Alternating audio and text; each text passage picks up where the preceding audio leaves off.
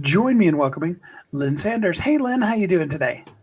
Great. How are you, Steve? So good. Thanks for joining me here today. Today we're talking about your book, Adventures in Ecuador, Diary of a Volunteer. But before we get into the book, just tell us just a little bit about you and how you show up in the world. Thank you, Steve. I'm a story empowerment coach and an award-winning writer and a media host. And what I really love to do is bring out positive, empowering stories for the world so that we all can feel inspired to share our stories and do more good in the world. So, Adventures in Ecuador is based on our family's true healthcare mission to Ecuador. I love that. Tell us first, before we get into the book, a little bit about the actual mission that your family took. Sure. Our family collaborated with the nonprofit Causes for Change International, founded by Zully Alvarado. And Causes for Change has gone to Ecuador numerous times because Zully Alvarado was born in Ecuador and noticed that there was no health care for children in need. She also advocates for those with disabilities in the United States. So our family actually went on 3 healthcare mission trips. My husband served as the holistic dentist. I was the volunteer musical entertainer and activity leader in the 90 plus degree heat in Ecuador. And we went to very remote villages. And our son Andrew was the toothbrushing teacher because the children had never had a toothbrush before and didn't know how to brush their teeth.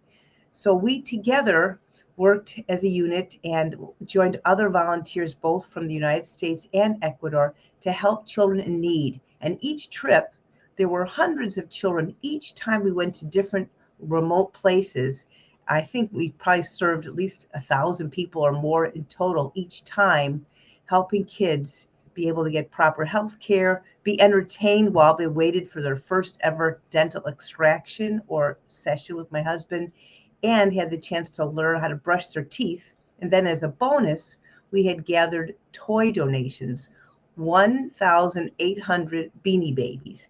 And each of the children got a toy as a gift after our visit with them. So, here when we think about the dentist, typically speaking, people are a little bit not excited to get to go to the dentist.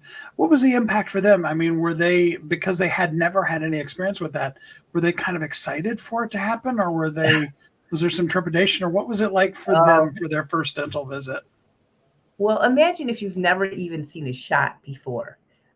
Many of the children were actually petrified just looking at a shot because my husband was really saving lives. Many of these children had abscesses, and if you know anything about dentistry or abscesses, you can actually die from a dental infection. So he was pulling teeth, but using Novocaine to numb the effect of pulling the teeth. And so kids would be afraid even before they had their teeth pulled. There was no electricity. Our son often helped out shining a flashlight over the children's mouths so that he could see what he was doing, and other volunteers helped as well. And as far as excited, I think they were actually more excited about getting the toys.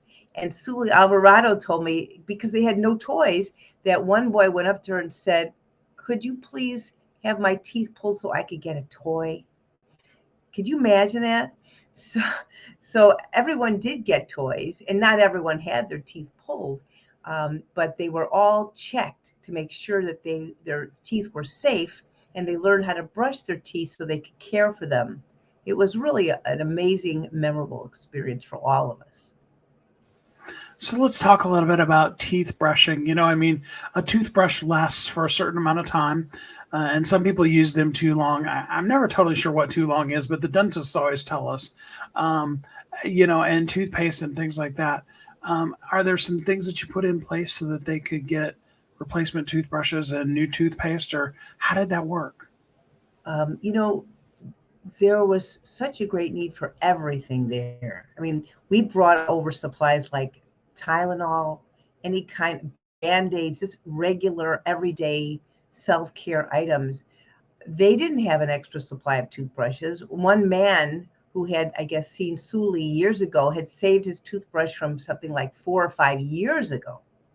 And that's a lot of time for a toothbrush. Typically, I think I'm not a dentist, but after the bristles get pulled apart after a while, you know the toothbrush isn't good. I won't say how long you usually use a toothbrush for, but given that the kids never had this before, they just could use it as long as they could use it. They also were able to get looked at by regular doctors who were on staff for this trip. So it was a chance for them to get adequate health care. And Sully had her own story. She just briefly, she had polio as a child and could have died in Ecuador. Her parents couldn't care for her. They were very poor and put her in an orphanage, which happened to be the last place we visited on one of our trips because Sully wanted to give back to the kids at the orphanage. Luckily, Sully was rescued by a visiting, I think it was I forgot now what his title was, a minister, or it was, but anyway, he brought Sully back to the United States for health care, and her life was saved. So as a result, Sully was able to have a great opportunity to have a education here, recover her health, and she wants to give back both to the children in Ecuador as well as the people in the United States who have disabilities. So we were really grateful to join her trip and be able to serve. And there's such a joy in volunteering. That's what I wanted people to recognize through this book, to understand the experience of what it was like and to experience the joy with us through the book of giving. I totally love that. So let's talk about your son for a little bit. Was this the first volunteer type of trip he had been on?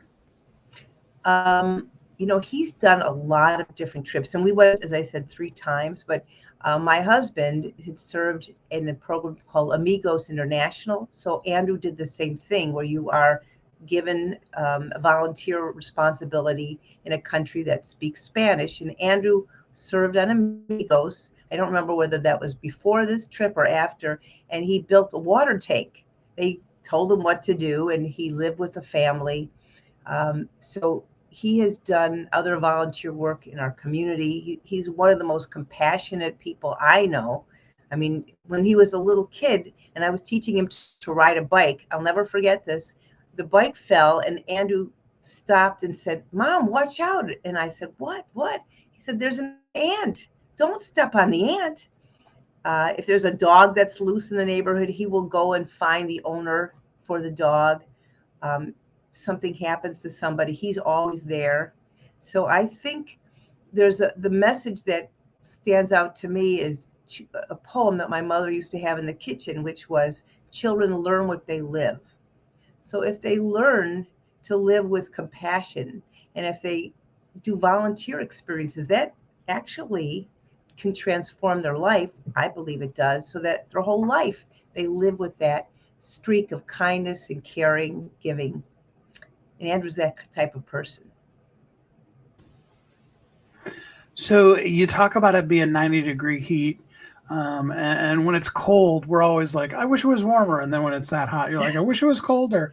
And of course, they didn't have any air conditioners that you had there. So talk to us No. just a little bit about what Ecuador is like as a country. Well, I found it to be very beautiful, and the people were so warm and friendly to us. They were so grateful.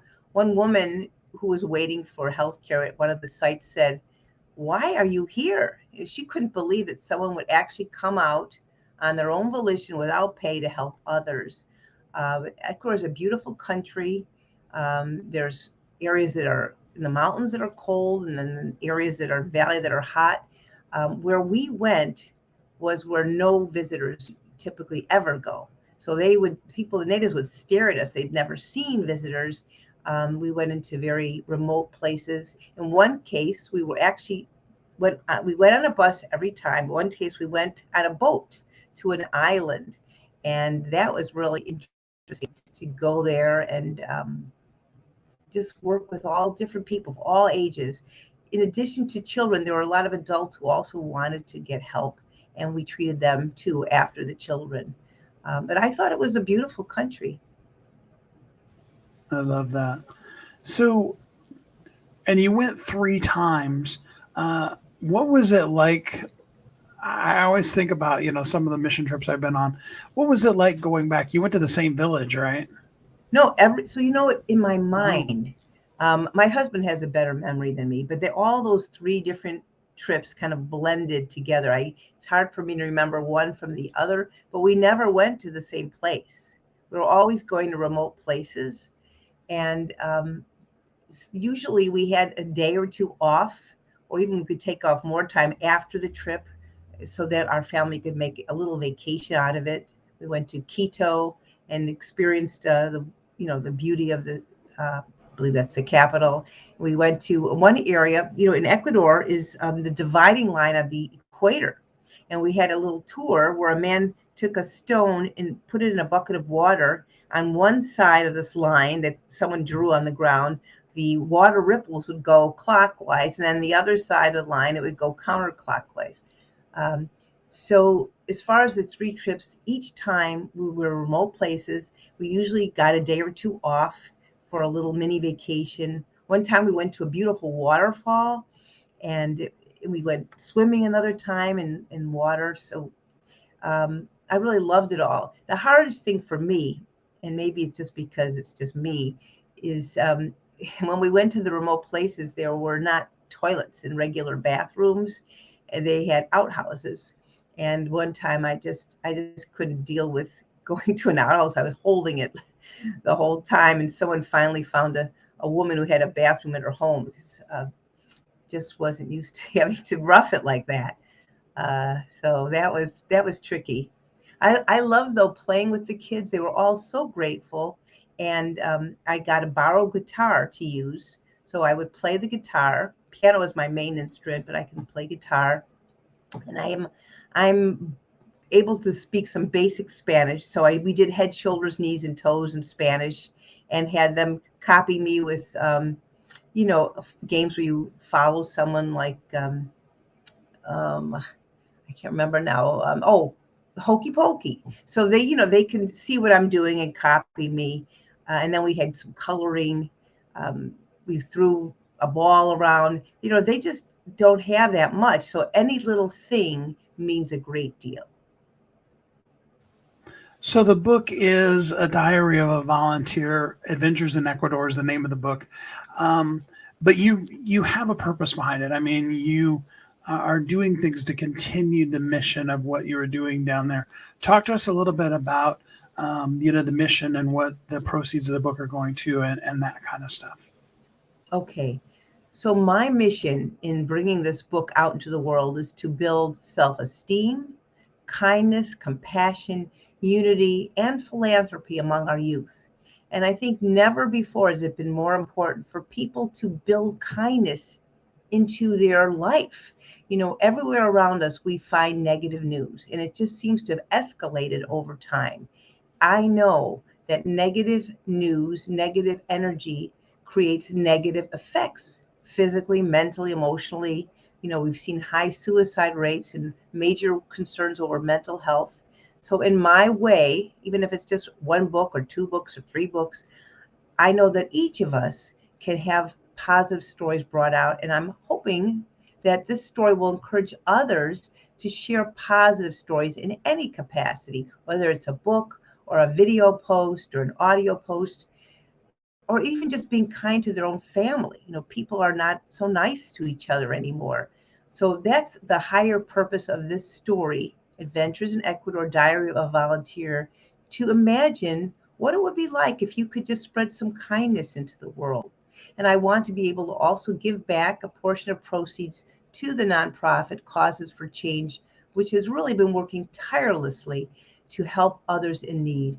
I want to give kudos to Zully Alvarado, who is an inspirational leader.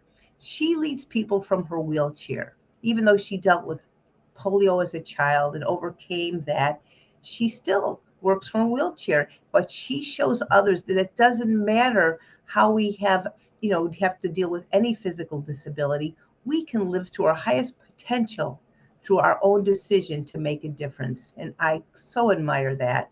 So this book and Sully's mission, I think, are connected. Sully loves to say, which I totally agree with, that it starts with one. All you need is one person.